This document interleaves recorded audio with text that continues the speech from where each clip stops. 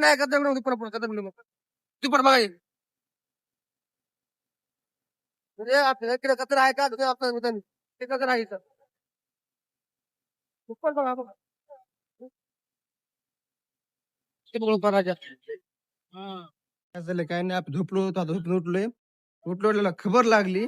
कोणतरी पाणी टाकीवर चढले म्हणून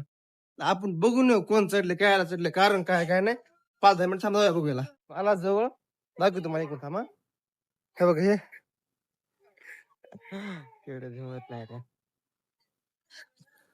बघा दोघं दोघं तिघं चौघ झाले तर ते चौघ अजून जवळ जाऊया बघूया